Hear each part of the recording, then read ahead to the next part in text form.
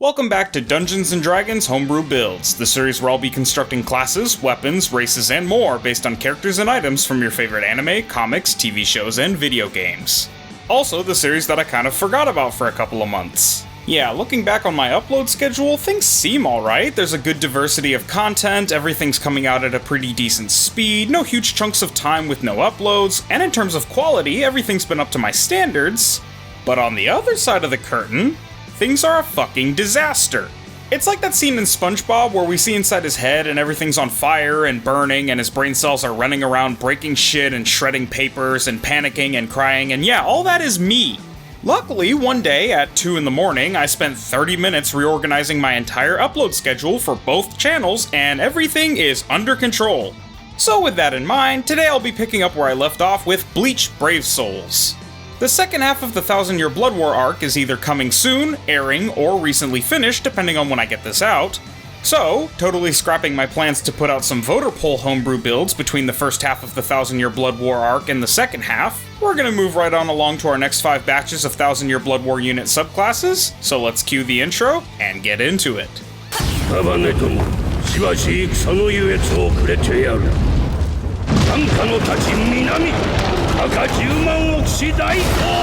Alright, so as you already know from reading the title or seeing the thumbnail, today's batch of characters is for round 5, the Incomparable, which will be 3 subclasses for our Soul Reaper class constructed in the first of the Bleach coverage. Go check that out if you haven't already and want the base class, Google Doc in the description below with all the class and subclass information. And those 3 subclasses will be for Flat as Justice Soifon, Chair-sama Sosuke Aizen, and Jiji Shigekune Genryusai Yamamoto, specifically the version that uses his Bankai's East and South powers. Very quickly before we hop into this round, I'd like to make some quick updates on the last round. Since that video went up, their resurrections dropped, so just to rattle that off. For soul trait changes at 20th level, Ichigo gets a 16% damage increase if you're at full health. For Kisuke, if you die, you can roll a percent die. If you roll at 20% or higher, you come back to life with the benefits of a long rest, once per long rest. For Yoruichi, your special Shunko attack cooldown is reduced by 1 round. And for Yuha, your special Quincy attack cooldown is reduced by 1 round. As for the resurrection skills, Ichigo's get Booster, which increases stat boosts by 30%. Kisuke's get Frenzy, and a 50% boost to damage on enemies not afflicted by any ailments. Yoruichi's get a 20% Berserker and a 20% Havoc, and Yuha's get a 20% Devastation and a 20% Havoc. Also, one mistake I made with Yuha, the start barrier skill is just Blood Vein. He gets a 3-hit Blood Vein on Haben when he uses his ultimate Quincy attack. Another mistake I made, Yoruichi has 4 flash steps, not 3. I've put up the exact descriptions for each change on screen, so if you've downloaded or recorded the subclass information from the Google Doc in the description of the last D&D Bleach homebrew video, or even this one, you should be able to just edit accordingly. Onto the soul trait and flash step of this Soul Reaper variation, the only 2 pre-subclass features that change depending on subclasses available. So for soul traits, Old Man Yama gets a special Zanpakuto weapon attack cooldown reduction by 1 round to start, something you'll find increasingly useful as you'll find out more and more how important special attacks are for the Yama subclass. And at 20th level, you'll gain a plus 16% damage roll bonus if you have your maximum hit points. Something pretty easy to keep seeing as all of your special attacks are melee attacks that outrange some ranged weapon attacks. Aizen's got a special Zanpakuto weapon attack cooldown reduction by 1 round as well, something equally important for the spiritual pressure flexing Aizen. And at 20th level, all of your damage rolls gain a plus 16 bonus if you have your maximum hit points. Huh, that gave me deja vu for some reason. Anyway, Soifon's get a plus 20% bonus to Shunko attacks, a really good trait seeing as you're going to be doing a lot of normal attacking with your Mewtwo Shunko transformation, and at 20th level, your Shunko attacks deal an additional plus 20% damage if you have your maximum hit points. Again, a fantastic bonus to have on this normal attacker. For flash steps, the only subclass that doesn't have the 2 like normal is, of course, Soifon, who's rocking 4 flash steps for obvious reasons. Now for the fun stuff. For our first Blood Warfare archetype, Shigekune Genryusai Yamamoto, East-South version. After losing his ever-faithful Lieutenant Chojuro when Squad 1 is attacked, Genryusai is drawn into the fight against the Quincy's. The greatest of all Soul Reapers heads to the battlefield, inspiring and raising the morale of his troops. And for choosing this subclass, you get Zanka no Tachi. At 7th level, you focus all of the flames produced by your Shikai, Ryujin Jaka, into your blade, transforming it into a charred, worn blade almost completely black. Though despite its appearance, Zanka no Tachi unleashes the full power of your flames with each slash, with the heat exuding from your Zanpakuto being hot enough to burn anything it cuts out of existence, evaporating all moisture in a nearly country-sized area. And, while no flames are visible as it cuts, it burns with the heat of the sun and could incinerate the entire world if left active for too long. This feature grants your Zanpakuto a burning effect and 3 special Zanpakuto weapon attack options you can use while wielding your Zanpakuto. Special Zanpakuto weapon attack 1. You slash your Zanpakuto with a backhand diagonal upward attack, sending out a blistering inferno that scorches the ground black and any hostile creature within its 15-foot wide, 50-foot long area of effect. Hostile creatures within range take 3d6 fire damage, or half as much on a successful dexterity saving throw. This skill has a 1-round cooldown. Special Zanpakuto weapon attack 2. With a single downward slash, you unleash a cone of melting heat. The blazing cone burns everything within a radius of 30 feet. All hostile creatures within range take 4d6 fire damage, or half as much on a successful dexterity saving throw. This skill has a 3-round cooldown. Special Zanpakuto weapon attack 3. You swing your blade, causing an explosion of oppressive burning heat. Hostile creatures within 200 feet of you take 5d6 fire damage, or half as much on a successful dexterity saving throw. This skill has a 4-round cooldown. At 9th level, your Zanpakuto's damage die is increased to a d8, and at 13th level, your Zanpakuto's damage die is increased to a d10. Burn. If the target is a creature or a flammable object and it fails a Constitution saving throw, it ignites. Until a creature takes an action to douse the fire, or until the end of the creature's next turn, the target takes 1d10, fire damage at the start of each of its turns. So even though you're a melee weapon attacker, you have insane range, your damage is pretty strong, and you have, of course, fire damage and the ability to burn for more damage over time. The only offset is that fire damage is pretty commonly resisted, so take that as you will. For our beloved Chair-sama, Blood Warfare archetype, Sosuke Aizen. Adjudged a monster beyond compare, Aizen was imprisoned in the Muken with all of his senses sealed. However, when the Soul Society faced its greatest threat of all, Shunsui released Aizen from his confinement to enlist his aid in protecting the world. For this subclass, we transcend all others with Transcendent Power. At 7th level, your Power. A power that surpasses any and all Hollows and Soul Reapers. Allows you to completely eclipse all those below you in a dark, unfathomable Reiatsu. You have merged with your Zanpakuto and no longer need to wield it to use its power. But should you ever need it, you can summon it from your hand as a free action.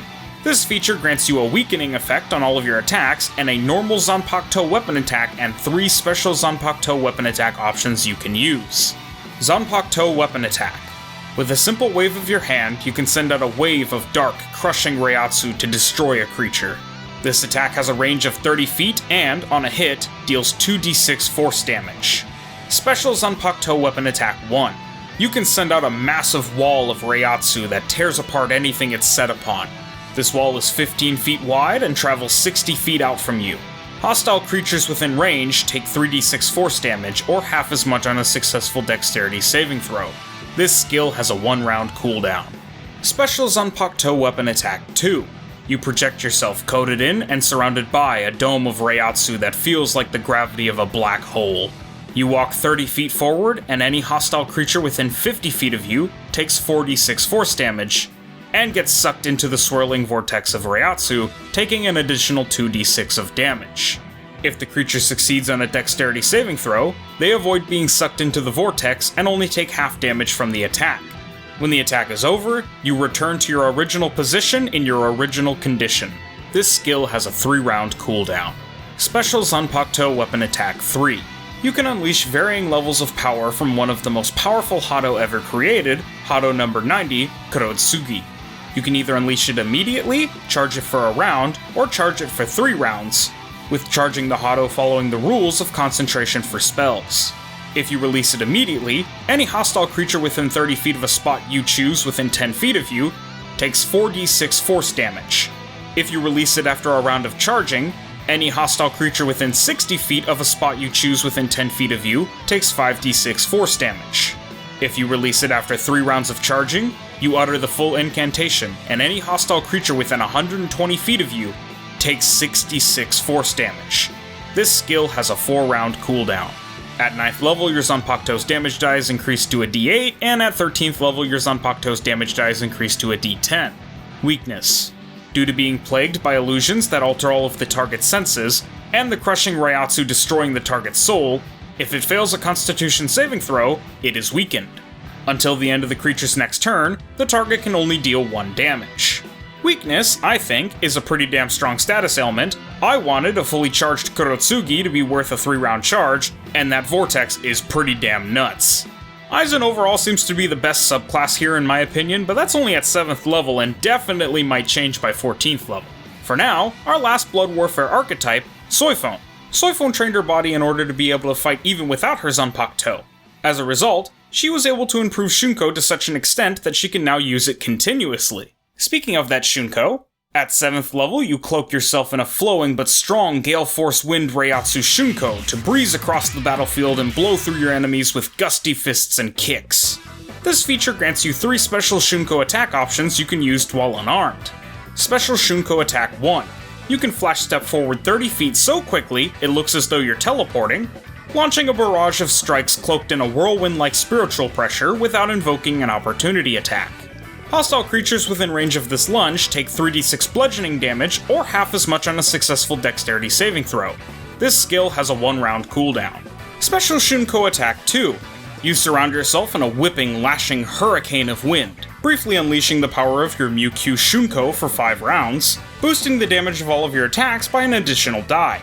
This transformation initially does 4d6 bludgeoning damage to all hostile creatures within a radius of 50 feet around you, or half as much on a successful dexterity saving throw. For the next 3 rounds, all friendly creatures within range deal plus 33% more damage, take minus 33% less damage, and gain a plus 7 attack roll bonus to the natural roll of their die. Until the end of your next turn, the Mewq Shunko Hurricane Wind surrounding you remains. And any hostile creature within 50 feet of you is pulled into the vacuum and takes an additional 2d6 bludgeoning damage. If they succeeded on the saving throw, they take no additional damage, are not pulled into the hurricane, and take half damage from the attack. This skill has a 7-round cooldown. Special Shunko Attack 3. You activate your Bankai Jakuo Raikobin and fire a massive stinger-like missile from your right arm, blowing to smithereens any hostile creatures within a radius of 100 feet around you. Any hostile creature within range takes 5d6 bludgeoning damage, or half as much on a successful dexterity saving throw. This skill has a 4-round cooldown. At 9th level, your unarmed strike's damage die is increased to a d8, and at 13th level, your unarmed strike damage die is increased to a d10. So her best skill is easily the second one, it's incredibly powerful and the whole foundation of her build, but I will recognize that, even though it's my homebrewed class, it's a little funky to call Aizen's third attack, one using Hado, a Zanpakuto weapon attack, and it's a little funky to call her third attack, one using her Zanpakuto, specifically her Bankai, a Shunko attack, but it's all just for continuity's sake and classification's sake. Continuing onward, Yama Reapers and Aizen Reapers at 9th level get a 20% bruiser, so both will be getting more damage on their non-special attacks. Something useful for when everything's on cooldown, since you don't want your normal attacks to lag too far behind everything else and then you become useless on cooldown. Soifone is actually the exact opposite, a normal attacker that gets a 30% berserker to get stronger special attacks. Jumping on down to 14th level, everyone gets their ultimate attacks. Let's see if Yama can bounce back.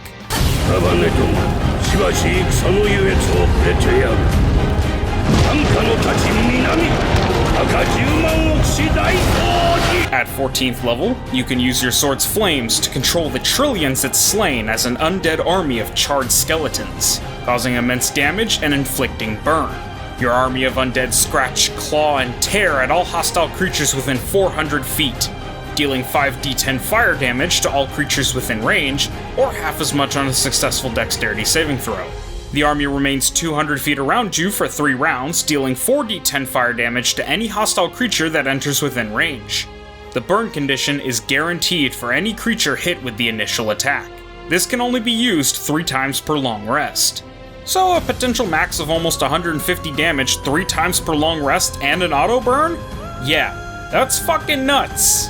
Still fire damage though, so by 14th level you're probably actually dealing a little north of 75 damage at max because of resistances, which is pretty whelming. With Aizen's Hado number 99 Goryu Tenmetsu.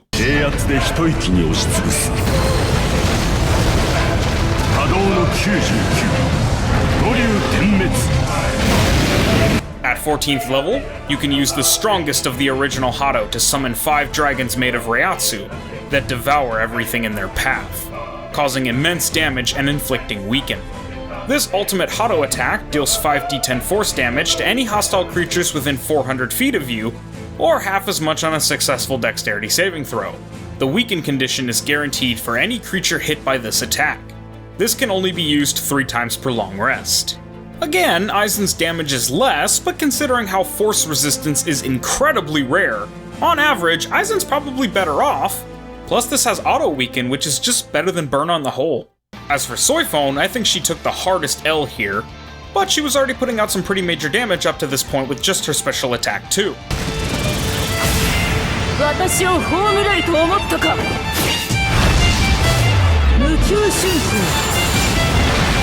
With Mukyu Shunko at 14th level, you, cloaked in the wind of your Shunko's full power, attack with Shunko faster than the eye can see, inflicting immense damage.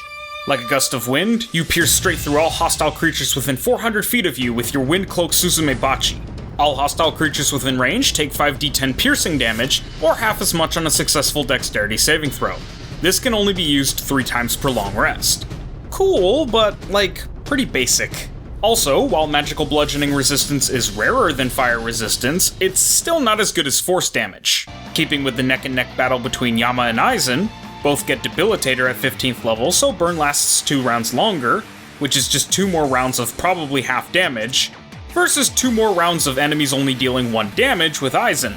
Soifone gets a 20% damage bonus on her Mukyu Shunko from Devastation, probably to try to lighten the shafting she got on it being the weakest of the 3 ultimate attacks.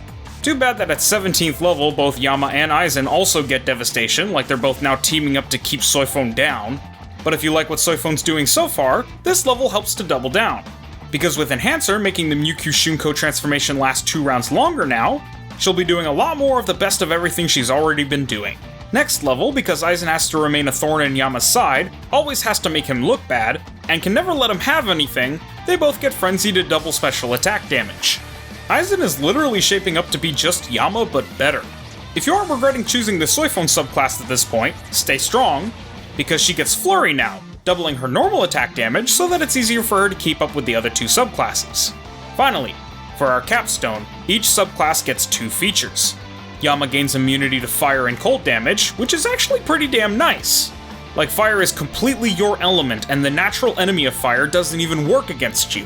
Aizen gets a 10-hit start barrier and a 100% last-ditch survival to basically make him into the unkillable monster he is in the actual series, and Soifone gets long reach and poise, falling totally flat at the end of the race. Sure, follow-up would have been worse, but damn bro, get her damage numbers up or something, y'all, please, she's drowning! To finish today's homebrew build, we have their resurrections. Yamamoto gets damage to burning enemies and increased status ailment chance against strong fiends. So obviously with the damage to burning enemies you burn take 20% more damage, but that's actually really awesome because it's already easy for you to burn enemies, and I'll be damned if more damage isn't good to offset the bad damage type. The other skill's a little more niche in that fiends with a strength score at or above 15 are worse at saving against your burning condition, but only fiends with a 15 plus strength score? That's your power attribute hollows, by the way, but it's still more burning if nothing else. Aizen definitely won this competition though, sealing the deal with a 20% bigger special attack range from Havoc, and a normal, non-conditional 20% special attack damage boost in the form of Berserker. Rip the Yama subclass, he's still cool though, and I like him in BBS more personally. Oh, and I just realized that since Yama's attacks are all melee attacks and all of Aizen's attacks are ranged, all of Aizen's attack rolls will be at disadvantage if he's targeting a creature within 5 feet. Of course he can fly to solve that issue, but if the creature can fly too, or if Aizen doesn't have the room to fly, then Yama actually beats him out. Soifones actually make it out kind of okay. They get immunity to being frozen, which is certainly niche, but not bad to have. And Booster, which bumps the 33% bonuses her transformation gives to her allies to a 63% bonus, is so fucking good in my opinion that one skill alone bumps her to at least Yama's level, if not slightly above, because she has the less commonly resisted damage type. Alright, ladies and gents, thank you all so much for watching. Be sure to grab up all this stuff for yourself in the Google Doc in the description, and I hope you all enjoyed. Be on the lookout for Ichibe Hyosube, Oetsu Nimaya, and Orihime Inoue coming next, and be sure to like, comment, and subscribe if you like Bleach and D&D and want more homebrew builds. I've been Chris, the God Hand of YouTube, and this has been Dungeons & Dragons Homebrew Builds. See you guys next time. Peace.